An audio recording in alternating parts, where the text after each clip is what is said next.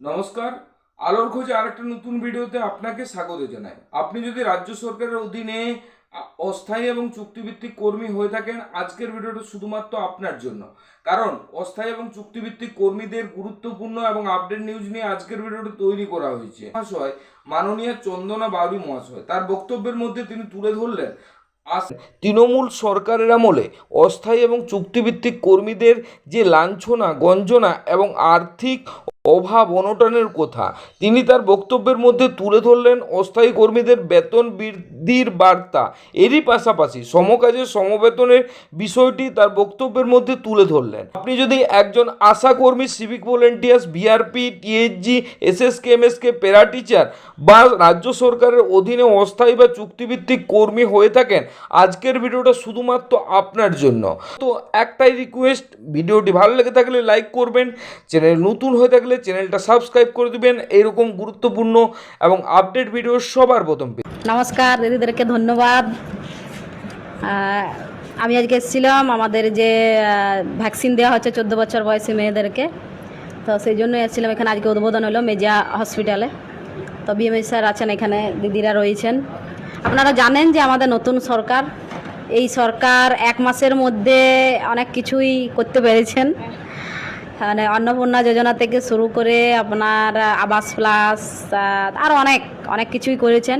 আগামী দিনে আপনাদেরও মানে বেতন বৃদ্ধি এবং যারা এখনও পর্যন্ত প্রচুর পরিশ্রম, আপনারা প্রত্যেকেই পরিশ্রম করে যাচ্ছেন। বিগত দিনের সরকার আপনাদেরকে প্রচুর পরিশ্রম করেছে, আপনাদেরকে ন্যায্য অধিকার আপনাদের দেয়নি। আপনারা জানেন যে আমাদের সরকার সম কাজে সম বেতন, এই কথাটা কিন্তু বারবার বলে এসেছেন। এবং যেহেতু আমাদের সেন্ট্রালেও বিজেপি সরকার এবং রাজ্যেও বিজেপি সরকার, মানে দুটো ডাবল ইঞ্জিন সরকার আমাদের, তো আমরা অবশ্যই আপনাদের যে বেতন বৃদ্ধি সেটা মানে আমাদের মধ্যে আছে, আমরা সেটা বৃদ্ধি করব। এবং শুধু আপনাদের না, যারা প্যারা টিচার থেকে শুরু করে যারাই আছেন প্রত্যেকেরই ব্যবস্থা হবে। এই সরকারের উপর ভরসা রাখতে পারেন আপনারা, এবং আগামী দিনে ভালোই হবে, যা হবে ভালোই হবে। আর একটা আমার বিশেষ বলার যে আমাদের গত যে সরকার ছিল, আমাদের কেন্দ্রীয় সরকারের যে ফরম্যাট, সেই ফরম্যাট প্রথায় যারা আমরা কাজ করি তাতে আমাদের বর্ধিত টাকা অনেকটা অঙ্কের ছিল। সেই ফরম্যাট কিন্তু আমাদের লাগু করতে দেয় নাই। অতি সত্বর এটা চেষ্টা করুন আমরা ওই ফরম্যাটে যেন কাজ করি, তাতেও আমাদের যেটা ফরম্যাট অনারিয়াম সেটা একটু হয়তো বৃদ্ধি হতে পারে। এটা বিশেষ করে একটু স্বাস্থ্য সচিবকে বা বলবেন। আমাদের আজকে একটা সার্কুলার দেওয়ার কথা হচ্ছে, সেখানে দেওয়া হচ্ছে। আর আমাদের কোনো ব্লকগত অসুবিধাগুলো আমরা রাখবো, আমাদের যাতে বিপিএসসি ডেভেলপ হওয়া আপনার হাত ধরে আরও উন্নত চরম শিখরে যাক, এটা আমরা প্রার্থনা করবো। আমাদের স্যারও রয়েছে। আর একটা বিশেষ কথা স্যার দুজনের সামনেই আপনাদেরকে বলছি যে আমাদের যা কাজের পরিসর, এর মধ্যে এই যে অন্নপূর্ণার কাজ আমরা যথেষ্ট হেল্প করছি, খবর নিয়ে দেখবেন আমরা প্রচুর হেল্প। তারপরে প্যারালালভাবে আমাদের যে ভ্যাকসিনেশন 100 টিবিস ক্যাম্পেইন, এতে হয়তো আমরা অনেকটা পিছিয়ে পড়ছি।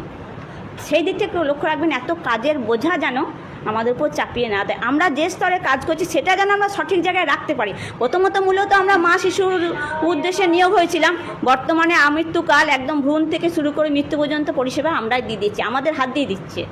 এটা একটু খেয়াল রাখবেন যাতে এত কাজের চাপ বোঝা যেন আমাদের উপরে না হয়, বর্ধিত না হয়। থ্যাংক ইউ, ধন্যবাদ স্যারকেও ধন্যবাদ।